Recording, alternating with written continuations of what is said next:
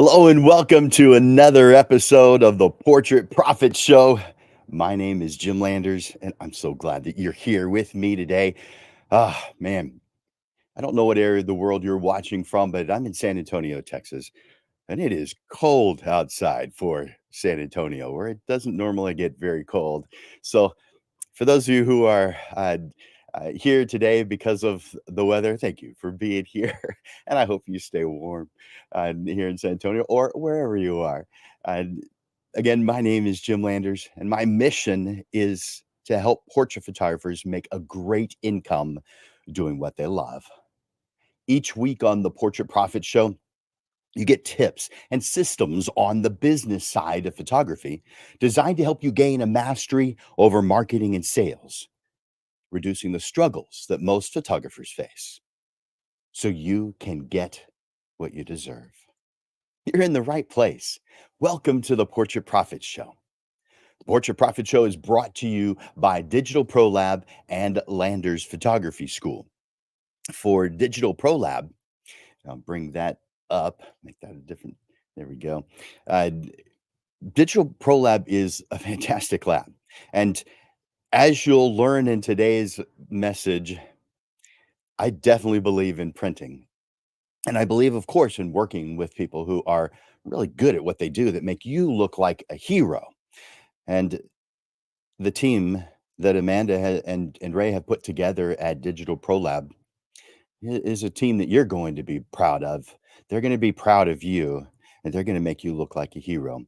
So I encourage you, if you haven't already, check out digitalprolab.com. Again, it's Jim Landers. Excuse me, it's digitalprolab.com. Go there, get get to be a part of their system. They are wonderful, and they are going to make you look like a hero. And of course, the other sponsor of the show, my company, Landers Photography School, where we help people on the photography side and the business side, though I do spend most of my time on the business side now because that is where most of you need a little bit of assistance. Some of you know, some of you don't know, and I'm so glad that you're here. It's coming to gain more knowledge on that business side because you can be an okay photographer and make a living in photography. And you're going to keep on getting better, of course. But if you are a great photographer and you don't have the business side down, you really might as well do something else. The business side is just as important in learning and applying as the photography side is. And you know how important the photography side is. Go to landersphotoschool.com or reach out to me directly at jim@landersphotoschool.com. Now, I want uh, I want those of you who are here right now to do me a favor in the comment section, and I want you to throughout this message today, comment, make questions, ask questions, make comments, any ideas that you have that may help others, or any experiences that you have had that you want to share. Put those in the comment section. For right now, do me a favor, enter in hashtag live. Hashtag live. That tells me that you're here watching right now. And if you're watching this as a replay, well, hashtag replay. All right. Thank you guys for doing that. And then, of course, I sure do like seeing the you guys hit that like button and love button. It's something that I can see as I'm doing the show, even though I'm looking right here at the camera. It's right over here on the side where it tells me how many likes and loves there are. That's part of my fuel. I'd do it if they were zero, but I sure do like seeing it. And near the end of the show, if you appreciate what's going on, well, say so. Let me know. And if you have to leave early, well, say something nice before you leave. And because I like that kind of encouragement, and I bet you do too. Today, we're talking about how IPS evolved. But you know what? Before I do that, this today is Portrait Profits number 100, show number 150. 150 shows since we began this project in February of 2021. Yeah, that month that it was incredibly cold. Actually, it wasn't the whole month. It was a few days that many people, at least in this area, didn't have electricity, and it was an unusual experience. This one is a lot better. Clearly, I have electricity, but I'm sure there's some that don't. But today is show number 150, and I am so glad that you have been a part of it. Do me a favor and share this show with others. Anytime you come across something that is good, something that elevates, uplifts photographers, share it. Let others know about it. Do not keep it to yourself. It doesn't do you any good to keep it to yourself. Share it. And so I encourage you to click that share button. Let others know about the Portrait Profit Show. All right. How IPS evolved. About a decade ago, actually more, IPS became the new way to describe the traditional way of doing sales in portrait photography. IPS stands for in person sales. Something interesting to note is that those who gave it the name IPS were unaware that this was the traditional way of doing sales in photography for over 100 years. They were relatively new to the career and started their careers with digital photography. Due to new technology, especially the acceptance of digital cameras for professionals, which occurred for most photographers between 1999 and 2010. A new way of delivering images became widely accepted. The shift from film to digital imaging altered the course of photographic sales methods. Although many old timers were slower to adopt it, photographers, especially the newer ones at the time, sold digital files and burned them onto CDs for their clients. This became known as shoot and burn. Also, beginning in 1999, as e commerce became more accessible, another option became popular where you could upload your images to a viewing site for sales. Initially, and somewhat still derogatory, this came to be called post and pray, which after quite some time, it kind of became the normal term for many. It is more often known, though, as online sales. Now, post and pray just means you upload your photographs and you pray that someone's going to purchase them.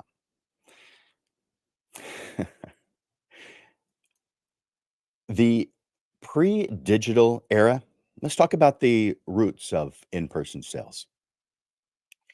While it would be easy to draw similarities, the pre digital era was quite different from what we know today. This period, spanning the early days of photography up until the late 1990s and a bit beyond for many, was characterized by practices and traditions that laid the foundation for what we know as in person sales or IPS. It was a time when the art of photography was not just about capturing images, but also about creating a personal and lasting experience for clients. Sound familiar?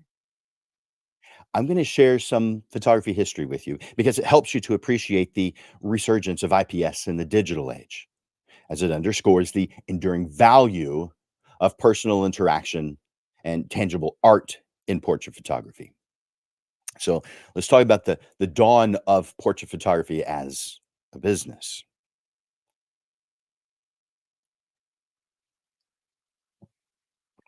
The history of portrait photography began as a business early in the 19th century with the invention of the daguerreotype. So the daguerreotype came out in 1839. This process that was developed by Louis Daguerre allowed for the creation of a single unique image on a silver plated copper sheet. They were small because it was expensive to produce. In fact, the largest ones were usually no more than 5x7s. But portrait photography, in its infancy, was a luxury, accessible mainly to the affluent. Photographers of this era were not just artists, but also craftsmen and scientists who often traveled or operated out of studios that are similar to today's boutique shops. Now, let's talk about the role of photographer in these early days. The photographer played a multifaceted role. They were not only responsible for making the photograph, but also for guiding their clients through the entire process. This included helping clients choose poses, backgrounds, and even clothing. The experience was highly personalized, making each photography session unique. Photographers often formed lasting relationships with their clients, capturing various stages of their lives and becoming a part of their personal histories. Again, sound familiar? Let's talk about a print as a tangible memory. Once the photograph was created, the process of developing and printing the image was meticulous and time consuming. The end product was a physical print, often exquisitely framed and presented. These prints were treasured as valuable possessions, heirlooms, passed down through generations. The tactile quality of these photographs added a layer of emotional connection that transcended the mere visual aspect of the image. Because the daguerreotype was etched metal that you could actually feel, and that silver that was on that copper plate was so finely polished that it was a mirror. So yeah, you could see yourself in it, but you didn't focus on that. You focused on the image, and you could touch it and feel the edges because it was etched in the metal itself. Interesting. But let's talk about the business model of portrait photography in the pre-digital era. It was fundamentally built around the physical print. Very few photographers gave away their ability to make prints of their work by handing over their negatives. Instead, they took personal pride in preserving negatives, knowing that they knew better how to preserve them. They studied it. This is contrary to what new photographers who started their photography journeys with digital, who never learned the value of the steps involved in creating wall art. Photographers priced their services not just based on the act of creating images, but also on the production of prints. This model emphasized the value of the print, both in terms of its artistic and of monetary worth. So let's talk about the evolution of technology and techniques. As technology evolved, so did the techniques in portrait photography. The introduction of the roll film camera by George Eastman in the late 1880s. It made photography more accessible to everyone. Despite this, professional portrait studios continued to flourish. Color photography brought vibrancy and realism that further enhanced the value of prints. And although color photography has been around since 1861, yeah, it was not widely practiced due to the complexities, the inconsistencies, and the costs associated with the process. It was only in the mid 20th century, when the introduction of Kodachrome and Agfacolor films, that color photography began to gain more widespread popularity. These films made color photography more feasible for professional and amateur photographers alike, leading to its gradual mainstream adoption. Let's talk about the importance of in person interaction. The in person interaction was crucial in the pre digital era. I think it still is. This interaction was not limited to the photography session itself, but extended to the entire process, including the selection and the purchase of prints. Photographers would often host viewing sessions where clients could see their photographs in the form of proofs for the first time. Proofs were created because the film was in negative form and it's not viewable in that form. These viewing sessions were instrumental in building rapport and trust, which were key to securing sales as well as future business. Let's talk about the decline in the transition that we experienced as photographers. So, by the late 20th century, digital technology began to change the landscape of photography. The first time I noticed was when I heard that a large newspaper, the USA Today newspaper, had completely switched all of their cameras to digital photography, to digital in the early 1990s. That was surprising to me. I knew about it. I became aware of digital photography while I was still in college. And so it was in 1991, the year I graduated with a degree in photography, that Kodak introduced their Kodak Professional Digital Camera System, later known as the DCS 100. Some of you may know it. It's an odd looking camera, partially. Part of it looks pretty normal, but it had this long section below it to hold the battery because battery technology has improved quite a bit since then. We don't need that big, huge section anymore. Kodak was the first major brand to come out with a viable professional level digital camera. A little on the expensive side, a lot on the expensive side. But the transition from film to digital was gradual, but it was steady. leading to significant shifts in how photographers conducted their business. As digital cameras became more prevalent because of two main things. One, the increasing quality levels, and two, access to the internet exploded and soon emerged as a new platform for sharing and selling photographs. As a result, the traditional business model of portrait photography began to evolve. And for some, it seemed very quick. For others, they resisted. So let's talk about that digital revolution, the shift to shoot and burn and post and pray. Online sales not only changed how consumers purchased photography, but also started thinking that receiving the originals, the digital files, was normal. And as an unfortunate result, many stopped printing altogether. Now, those who were giving away their digital files probably it didn't cross their minds that this would cause a change in people's minds about printing. They were thinking about other things, that it was going to be beneficial, that it was quicker, that they were at the cutting edge, and that's all good. Some even believed over a short period of time, there were some who came to the realization or belief that it was just what photographers do, give away their digital files or give away their negatives. Actually, they weren't thinking the negatives much anymore at that point. But newer consumers had never experienced the joy of having prints on their wall. It created a reluctance to ordering printed images at all. Plus, their photographers weren't even offering it any longer because they didn't know how to do prints. Now, this caused many printers to downsize, to sell their businesses, or even to go out of businesses. Labs had a difficult time during this transition. The strongest survived. Labs used to be in many grocery stores and strip centers, even little buildings in the middle of parking lots. They were everywhere. But as with many new technologies, some of the norms fade away. While doing our sales in person has remained, some pros, even today, have never experienced doing all parts of their business in person. They're using the two new methods of delivering images that evolved: shoot and burn and post and pray.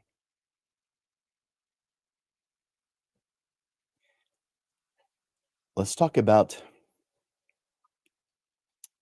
shoot and burn and post and pray. I want to make sure you have a good understanding of what those are.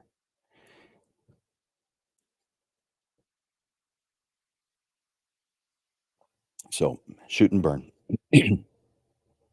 It's a delivery tool for images that began in the late 1990s and became popular in the 2000s, the early 2000s. As you likely know, this is a way to deliver your images via digital files that is now often USB drives and online delivery. But it began as CDs, then DVDs, hence the name burn, since that's how it was done to add information to a CD or DVD. But giving the originals to the client was new to the photography world at that time because no photographer prior to the digital age gave away their originals, which were most often negatives.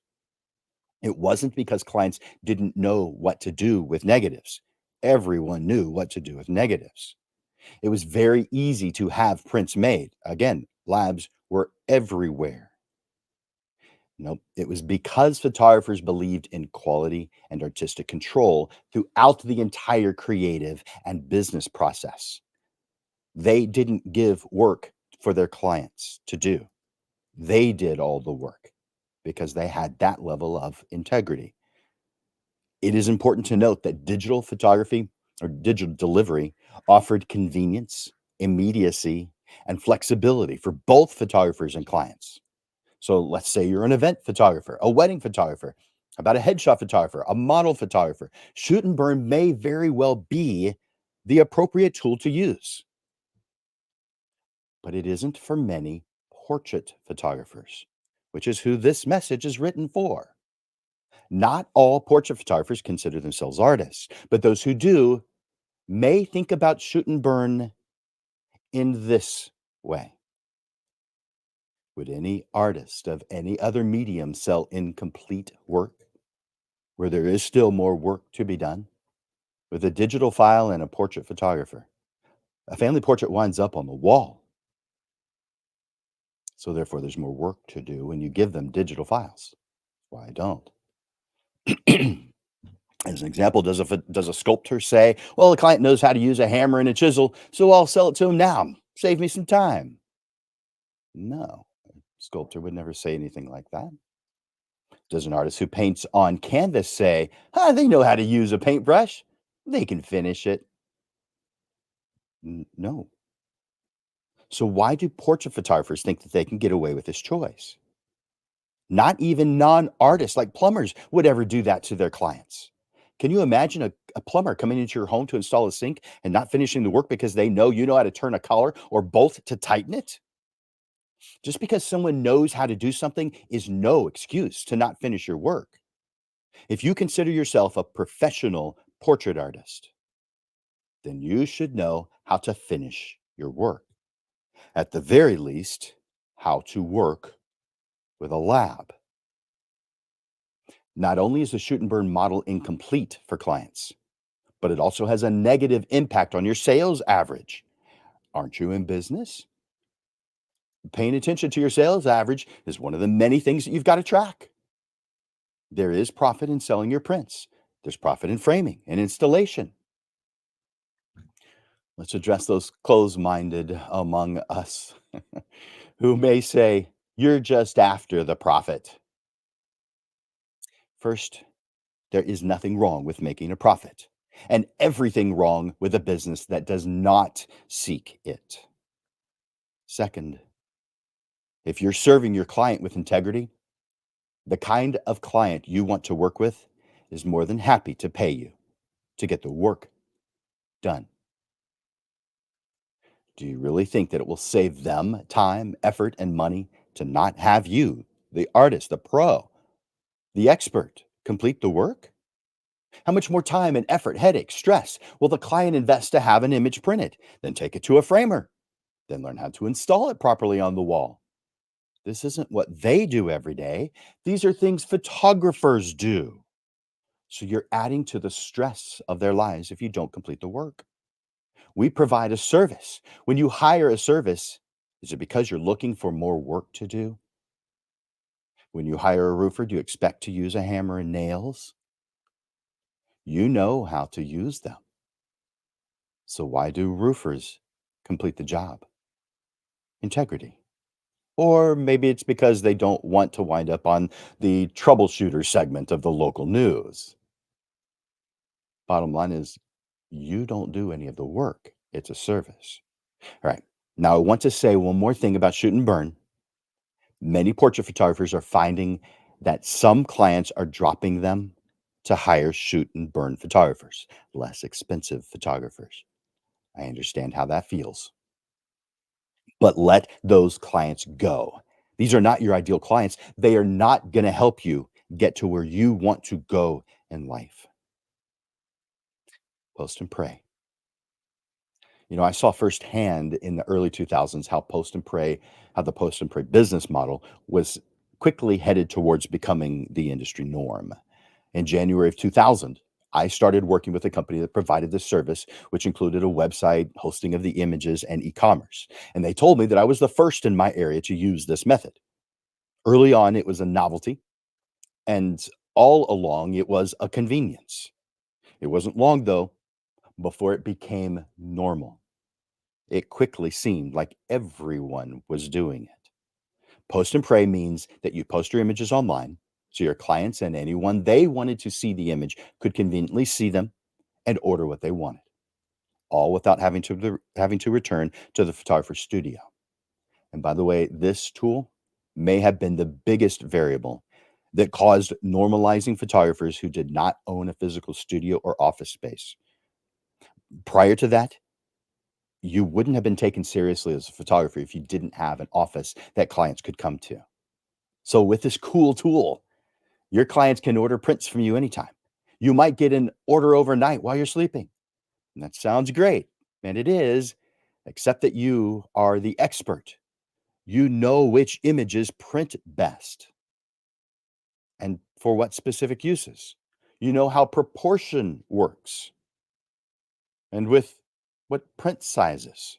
You know what print surfaces are best for which images and in which display situations, or you should. In other words, you're making a client do the work of a professional. Instead, you, as the expert, should be holding their hand during one of the most important times in the art creation process. Let's say that you're a wedding or event photographer. The post and pray method may be the best option for you and your clients. It is in those situations, in many situations, not all. Because wedding guests may never see the images without this tool, and they might want to buy a print or two from you. Besides, it does make a good marketing tool. So hopefully you're noticing I'm telling you pros and cons for each of these tools because just like any tool, there's ways that they were intended to be used and ways that they weren't. And tools work best when you're using them for their intended purpose. I used this method of post and pray for nearly a decade. It worked well for my wedding photography business. But it turns out that for my portrait business, it was a bad choice for me. Once I switched back to in person sales, the old way of doing sales, my sales averages increased by 100%. Yes, my sales averages doubled overnight. It is so worth the extra time that I invest. Not to mention that the clients were happier and the number of clients returning increased. Let's talk about some of the consequences of the digital shift, depending on the type of work a photographer does. Those are these new methods, while much more convenient, wound up having significant flaws for some portrait photographers, including myself, like I just mentioned. Because selling larger, more complex items like wall portraits online proved difficult without the personal touch of in person sales, without me as the pro who had done this before. Another concern came with how the digital files were delivered because, while convenient, they were usually delivered via CD or DVD. This method proved not to be archival and sometimes became unreadable due to heat exposure and other reasons. One of which, though, is evolving technology. I mean, how often do you see CDs or DVD drives on computers anymore? You don't. Maybe this is a minor concern for some, but it further underscored the importance of IPS for delivering full service experiences and tangible products like prints, frames, installations, albums. So let's talk about the resurgence of IPS, this modern renaissance. Photographers who were newer discovered this new way to sell their work in person. This happened for a lot of them between 2005 and 2015, and they gave it a name, in person sales, and immediately used the acronym IPS to differentiate it from what they had been doing, shoot and burn and post and pray. They didn't realize that it was the traditional or normal way. They thought they had discovered it and were quite proud of that. By the way, the old timers thought that was pretty funny since we'd been doing that all along. Now, let's talk about IPS in action and personalizing the client experience. Those newer photographers who evolved from shoot and burn and or post and pray and adopted IPS saw not only significant increases in sales, but something they hadn't anticipated, deeper client relationships. Now, they thought they had good relationships with their clients, but by educating clients on the value of printed products and creating personalized experiences, such as conducting in home planning consultations, reveal sessions, and for some print installations, photographers became full service or close to it.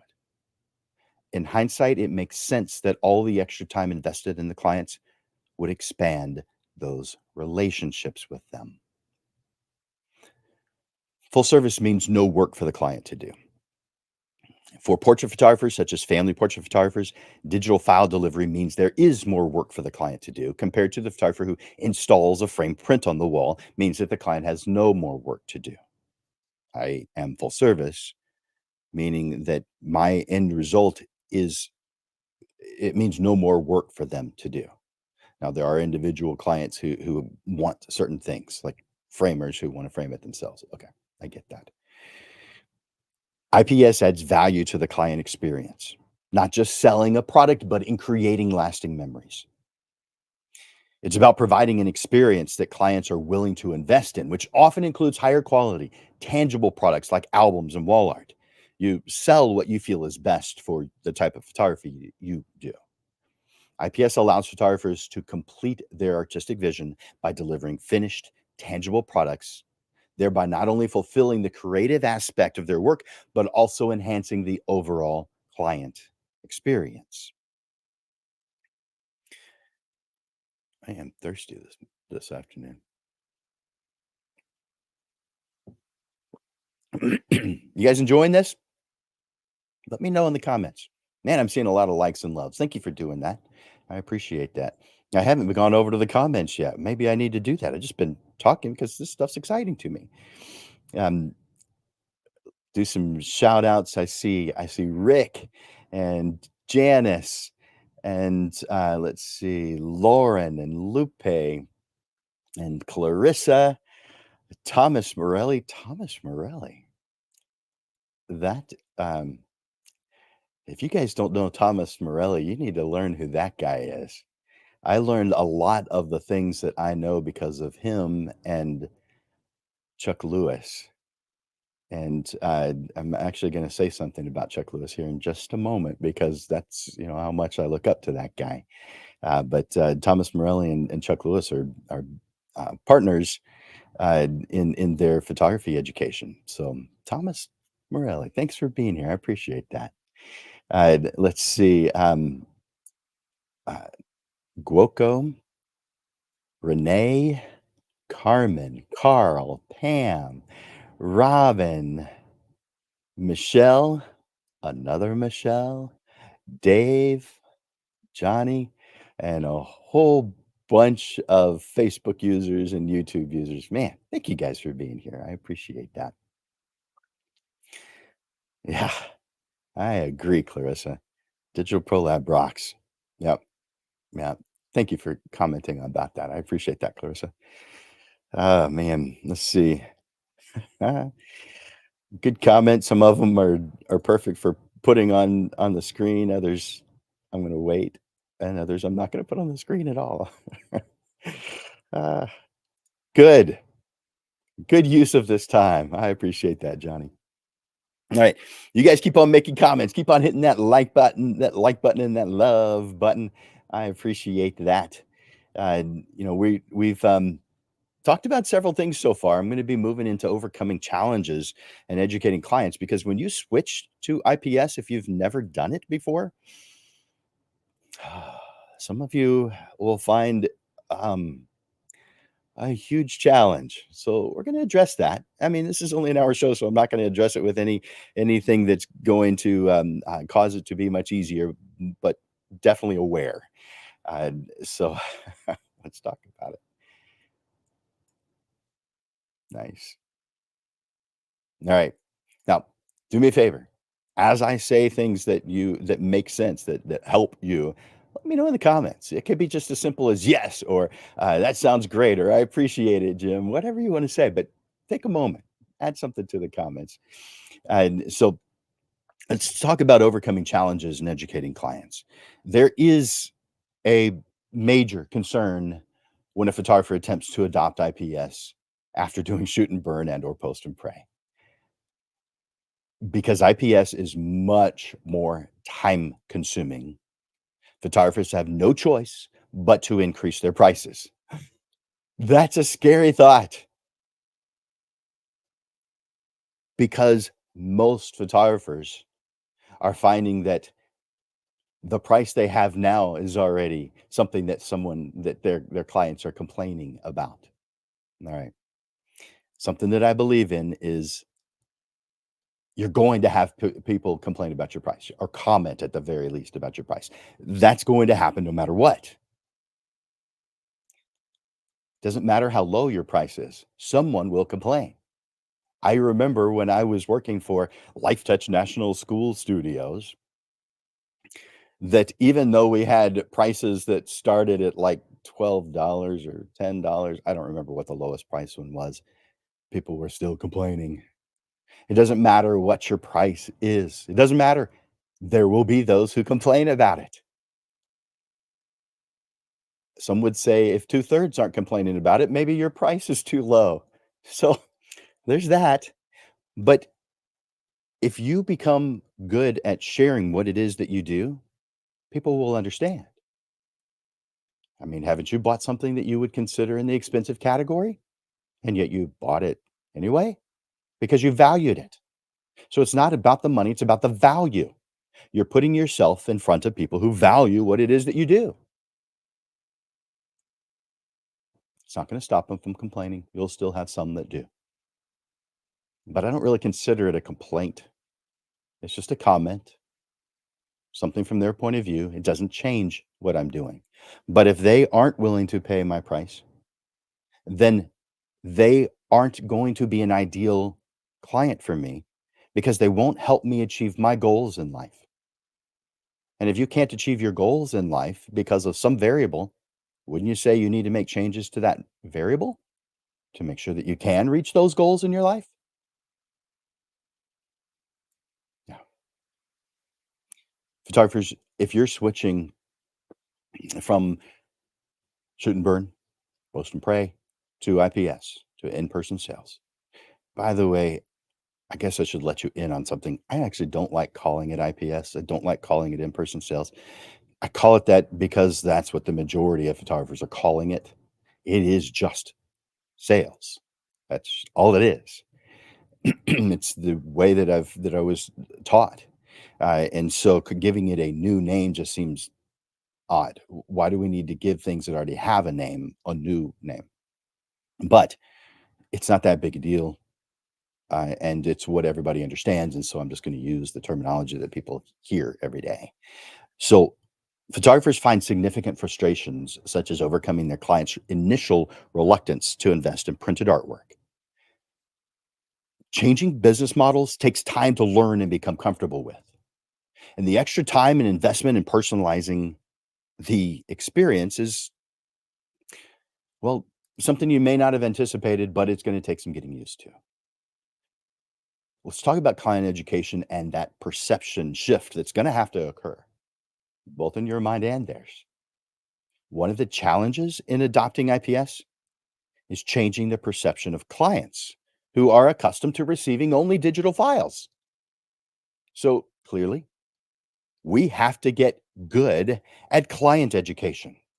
We have to know and believe in the advantages ourselves. I mentioned just a moment ago that I was going to say something about Chuck Lewis. Here's that moment. Chuck Lewis, a well known photographer and educator, whom I have learned a lot from since 2007 or 8, would always say, "You must have enthusiasm." He said a lot of things, but this is the one I'm bringing up right now. You must have enthusiasm. And the last four letters, IASM, stand for I am sold myself. Photographers need to communicate the value of tangible products like prints and albums. This includes discussing the longevity, the aesthetic appeal, and the emotional value of having physical representations of their loved ones, of their memories that they can enjoy every day, and criteria of joy as they walk past it or enjoy it in their living room, their entry, their bedroom. It's important to articulate how these tangible items can become cherished family heirlooms, offering a physical connection to memories that digital files they can't provide. Now, initially they can, but at some point they just wind up on a hard drive, on a phone, in the cloud somewhere, and maybe you come across it again. I'd rather have that family portrait on the wall. That way I get to enjoy it every day. So let's talk about showcasing the artistic value.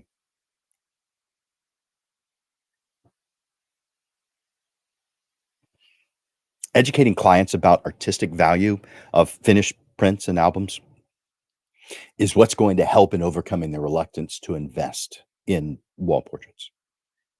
This involves demonstrating the difference in quality between a professionally produced print or album and a standard digital file. You can do this by showcasing your portfolio of printed work, explaining the process behind selecting different materials and the care taken in editing and printing. You're going to highlight how these final products enhance the overall aesthetic of the photographs and bring out the true essence of those captured moments so that you can enjoy them, so they can be in your world every day. Something else that we need to touch on, again, this is just a 1 hour show. I'm not getting into the details of it. By the way, if you feel like you need more time and more talking, more strategy, reach out to me. In fact, I'll put something on the screen right now. This, if you've got your phone handy, just photograph that, and that'll take you to a free gift for you, a 30-minute session with me, and we can talk about the details because it is different for each one of us how we make this happen, how we put it into practice. So, in fact, let me put that for those of you who don't have your phone handy, let me put that in the comment section right now. And so there we go, comments. All right. So that URL is coming to you right now in the comments section. I for some reason, it doesn't show up in all of the places where we're simulcasting. I don't know why it doesn't show up in all of them. So for those of you on, let's see, both our YouTube channels, it just now got to. It's on the Landers Photography Facebook page, and it's on the Portrait Profits Facebook page. The other places where we're simulcasting to, for whatever reason, it's not going to those. And so hopefully you're able to use that URL, or excuse me, that QR code that's on the screen right now. All right. You know what? I can put that on the screen for just a moment. So you can do a screenshot of that just in case you need that URL so that you can sign up. It's free. There's no charge at the end. There's nothing. It's just a strategy consultation, and it will last about half an hour, and we talk about you and what you do. So that's interesting. My autofocus has gone out of focus. Come on, autofocus, do your thing. Maybe if I put something in front of it to focus on. Huh. Well, you don't need to see me, do you? So let's take that back off and that. And, well, look at that. Maybe it does that on purpose. I learn something new every day. All right, let's talk about adjusting your pricing strategy because transitioning to IPS means revising your pricing strategy to reflect the added value and time investment. If there's a time when you need to be an effective communicator, this is it. In a way that doesn't sound defensive, you will be conveying what goes into your product so that the pricing makes sense, such as the cost of the quality materials, the time spent in creating the image, the consultation, the session itself, the post-production process, editing, the printing, the framing, the installation, as well as the overall artistic input, because they are paying for the entire creative process. Now, what does that mean? I'm going to put you don't need to see me. Price is based on the entire creative process, not just one small part of it. And let's make that even larger, fill the screen with it so you can see what it is that I'm talking about here. You see some of the processes here. You've got the initial contact, the follow-up, the planning session, the session preparation, the photography session, the image processing, the image selection, where they choose what it is that they want to have, the fine-tuning that you do, your edits, your final edits, your fine-tuning edits. Then you send it to the printer. You can see that's just one small part. Yet some photographers base their pricing on that one little tiny part in the entire creative process. Guys, that makes zero sense. None. Your pricing has nothing to do with what the lab charges. I mean, one tiny little part, yeah, sure. But the majority of your time isn't the time that's spent at the printer. The majority of your cost isn't the cost that you spend at the lab. That's actually relatively small. It's the entire creative process that we need to base our prices on, that we must base our price on. Then you see the post production and you see delivery and installation. And not everybody does installation. You don't have to. I choose to because that's what I want to do for my clients. But because of the extreme amount of extra time, I have to charge a lot more than average Joe does in order to cover that. I could lower my prices if I took out installation. I could. But guess what? I don't need to. That's what my clients want. There are clients for every type of photographer. And so, why do most photographers do what pretty much everyone else is doing and call themselves unique? Because they are isolated. They aren't thinking things through. Pricing must be transparent and it must be upfront. Your clients do not need to be shocked at your pricing. They need to be well aware as soon as you can make it happen. So you may not have heard, or you may not know ahead of time what prints and frames they'll be ordering, but you should understand so well the variables and what they might purchase that you can give a good ballpark figure guesstimate. I begin by learning who they are, what's important to them, and figure out where in their home we will be displaying this portrait when we complete it. I have an idea of what I believe they will purchase. I volunteer what I believe their total investment is going to be. And here's how I say it. By the way, these words are the words of Chuck Lewis, who I mentioned earlier. Before we go any further, can I give you an indication of how much you can plan on investing? Of course, they're going to say yes to that. And I respond with an estimate. Most people in your situation will invest between $2,500 and $4,500 and get a larger one for the wall and some smaller ones as gifts. Does this fit within your budget? And then I'm silent. Most will say something along the lines of, as long as it's on the lower end. But what if they don't say that? We have to be, we have to know what it is we're doing so well that we can handle client objections. You've got to be prepared to handle objections from clients who are accustomed to receiving all digital files at a much lower cost. Listen to their concerns and offer solutions that align with their needs while staying true to your IPS model. You can offer various packages that cater to different budgets while still maintaining the quality and value of your work. By the way, there is a lot more that we can talk about that. But in this show, there's not enough time. But we increase our ability to convey what it is that we do by building trust. And we do that through our consultations. I suggest that you have a pre session planning consultation. You're going to build trust. You're going to build rapport with your clients. These meetings are opportunities to educate your clients about the IPS process. You're going to show them product samples and help them envision how their photographs will be displayed in their homes and given as gifts. By involving them in this creative process, you make them feel more invested in the outcome. And of course, you're going to offer exceptional service.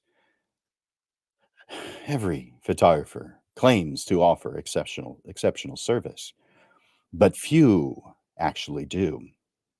They don't know. They don't know that they don't do that because they are offering everything that they do know. And so therefore they're giving the best that they have at this point. They don't it's not crossing their minds that by comparison, they're not actually offering anything more than anyone else. It's because they still have a lot to learn. I've been studying photography since 1975 or 76, and hopefully you're saying, "Oh, wow, Jim, you don't look old enough." Yeah, thank you. But it's the truth. I've been studying photography since 1975 or 1976, and I still have a lot to learn. So these photographers who are, in their first year, second year, fifth year, who are saying, "I still have a lot to learn." Uh, yeah, even those who have been doing it for decades still have a lot to learn. So yeah, it doesn't help. To justify the higher prices of IPS, you provide exceptional service that goes beyond making photographs. This could include home visits to discuss where artwork will be displayed. That's what I do. Personalized design sessions for the wall or for albums, and follow up after every interaction, especially product delivery and installation, but every interaction. It could mean tailoring the experience of each client to match their preferences. Exceptional service leads to higher client satisfaction and a cool side effect of word of mouth referrals. Now, let's talk about utilizing social proof and testimonials. You want to share testimonials from clients who've experienced the value of IPS. Positive reviews and stories from your thrilled clients is powerful in conveying to prospects the benefits of investing in you and your high quality printed products. Now, I'm going to give you a good, better, best scenario as far as reviews and testimonials. So, good, get a testimonial or a review. That's good. But better, photograph them in front of their wall portrait in its place on the wall, in addition to their testimonial. So that's better. But what's best? Get a video testimonial of them in front of their wall portrait in its place. Yeah, that works. IPS is still changing, and IPS today and adapting to this changing market. We're utilizing technology in IPS. It may be rooted in older ways, but modern IPS does not shy away from technology. In fact, those who are using IPS models and are often utilizing some of the newest and best parts. Photographers are using digital tools and software to enhance the IPS experience. For example, some photographers prepare for viewing and ordering sessions by creating pre-designed albums, slideshows, and wall art galleries using digital tools. This hybrid approach combines the convenience of digital technology with the personalized touch of IPS. And of course, that gives us all these variables give us flexible sales environments. Recognizing that not all clients are comfortable or can visit a studio, photographers are offering flexible options for viewing and ordering sessions. This includes conducting planning and portrait sales sessions in clients' homes, maybe in cafes or other neutral public spaces. This flexibility helps cater to the diverse needs and preferences of clients, making IPS more accessible and client friendly. Now, let's talk about overcoming challenges ourselves with using a positive mindset. Transitioning to IPS is challenging. I mentioned that before. It's probably not shocker to you, especially for photographers accustomed to digital only sales models. Some say that IPS feels like you'd have to be a pushy salesperson in order to make it happen. So, overcoming those concerns, those initial fears and hesitations, that's crucial. It's crucial. Embracing IPS as a valuable service to clients rather than as a sales tactic helps in making the transition smoother. So, it's us, our mindset, understanding what IPS is all about. It's about adapting to the changing market by combining traditional values of personalized service and quality products with modern digital tools and flexible sales approaches. This balance is going to allow photographers to meet the evolving expectations of their clients while maintaining artistic integrity and business sustainability. You do want to remain in business for a while, right? Pay your bills, go on vacations. Yeah, I've got some closing thoughts for you. As we reflect on in person sales, IPS, From its traditional roots to its evolution in the digital age, it's clear that IPS is not just a sales technique, but it is the holistic approach to creating and delivering portrait artistry. The resurgence of IPS reemphasizes the value of personal connections, the tangible beauty of printed images, and the artistry involved in every step of the creative process. The digital revolution, while introducing new business models such as shoot and burn and post and pray, has also provided opportunities for growth and innovation in IPS. The integration of digital tools with traditional sales methods has enabled photographers to enhance their services, offering a blend of convenience and personalization that resonates to the modern client. As technology continues to advance, photographers equipped with IPS are well positioned to leverage new tools and new platforms, enhancing both their craft and their clients' experiences.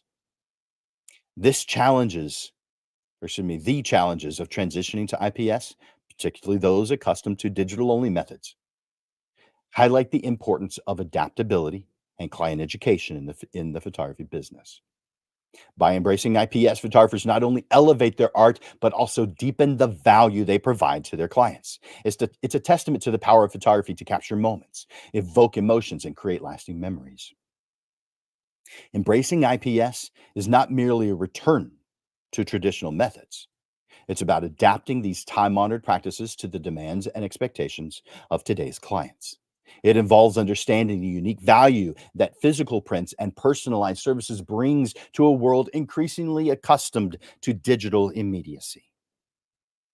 Looking ahead, the future of IPS and portrait photography is bright. It is full of potential. As photographers continue to navigate the challenging landscape, embracing both the opportunities and challenges of AI and other technological advancements, IPS will undoubtedly remain important in the business of portrait photography.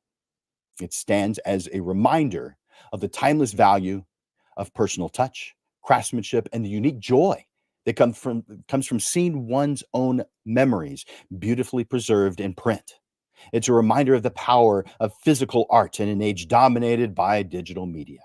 IPS reflects the portrait photography industry's resilience, adaptability, and unwavering commitment to excellence. It reinforces the idea that even though we are in an increasingly digital world, the personal, tangible, and artful aspects of photography remain relevant. They remain cherished.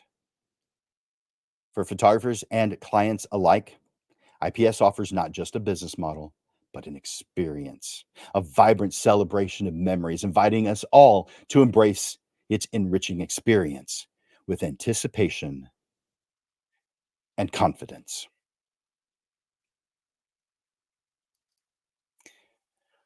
I hope you've enjoyed this presentation today. Hope you got something out of it. I hope that you are growing as a result. Maybe you learned a thing or two. Hopefully, that you can add, that you can do today to make your world a better place. As you know, the Portrait Photographer Show is every single Monday, and this is episode number 150. So, I want to share with you what the upcoming shows are. So, and I'll put that up on the screen. Let's see. There's the next one. So, 1 week from today, January 2nd at noon, is Copyright Insights, Prevention and Action. So, I want you to join me as we unravel the complexities of copyright and protecting your creative work. We're going to dive into actionable strategies and insider tips to safeguard your photography from unauthorized use and infringement, ensuring your art stays yours.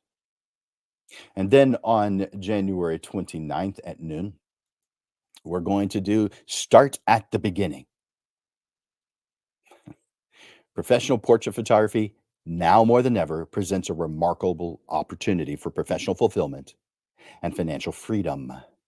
It's a field where artistic passion meets the vibrant world of business. And if you'll start your business journey at the beginning, you will make steps that cause you to end up a success by your definition. And then on February 5th, make sure you're putting these things on your calendar. Focus on what's most important. Maybe you're not where you want to be because you're trying to do too much. Maybe you're watering down your effectiveness in every way possible. I mean, most who fail to become profitable, it's often because they are spread too thin. They're taking on too many things. And a lot of times it's because their price is too low to sustain anything, even if they do well. I've come across a lot of photographers who get a lot of business and have no money in the bank to prove it. There's a lot of variables that cause a photographer to not reach profitability. But we're going to talk about focusing in on what it is that you enjoy most and putting your efforts there, not stopping other things. We're going to cover actionable steps to help you strategically reach your goals without giving up anything. It's just putting more emphasis on the things that are most important. Now, as you know, on the second Monday of every single month, we move the time from noon to 6:30 in the evening. And so let's put that on the screen. There we go. February 12th at 6:30 p.m. We have our panel discussion because, well, that's what we do on the second Monday of every month. This one's called Define What You Want to Reach Success. We'll have three panelists on to be determined to go over what they have determined, what they have found that causes them to reach the success they want. Put those on your calendar, you guys. And I so appreciate you being here today. I want to thank you for your time and your attention here today. And thank you for the efforts that you make every day to be such an amazing portrait photographer. I encourage you to like and to share the Portrait Profit Show. And of course, tune in to our next live stream a week from today at noon. Together, we help each other achieve our goals and make a difference in the world through our passion for portrait photography. For Landers Photography School and Digital Pro Lab, my name is Jim Landers, and I'm bringing you the weekly Portrait Profit Show. I appreciate you. You rock. I look forward to watching you grow. Bye for now.